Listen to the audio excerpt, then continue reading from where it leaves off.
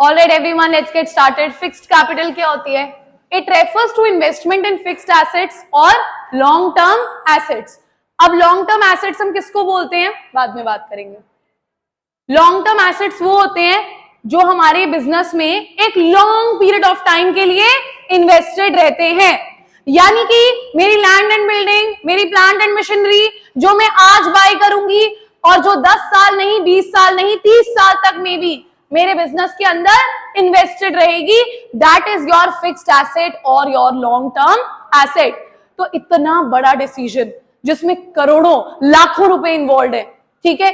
कौन सी कंपनी कितना इन्वेस्ट करेगी फिक्स्ड कैपिटल में, ये किन फैक्टर्स पे डिपेंड करेगा, वो फैक्टर्स हम आज डिस्कस करने वाले हैं.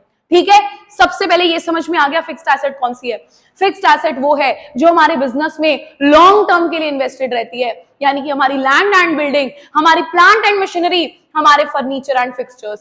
सो let's get started. Point number 1, nature of organisation. Again ये क्वेश्चन डायरेक्ट भी आ सकता है पेपर में, ये केस स्टडी की फॉर्म में भी आ सकता है. Nature of organisation. एक बिजनेस के 2 प्रकार के नेचर होंगे गाइस. पहला नेचर होगा मैन्युफैक्चरिंग और दूसरा होगा ट्रेडिंग. मैन्युफैक्चरिंग बिजनेस है यानी कि एक ऐसा बिजनेस है जिसमें फैक्ट्री लगानी पड़ेगी, फैक्ट्री के अंदर मशीन लगानी पड़ेगी, दिन रात प्रोडक्शन चलेगी. तो सीधी सी बात है, फैक्ट्री भी चाहिए, प्लांट एंड मशीनरी भी चाहिए, तो फिक्स्ड कैपिटल रिक्वायरमेंट क्या होगी? हाई. ठीक है, तो फिक्स्ड कैपिटल रिक्वायरमेंट हाई.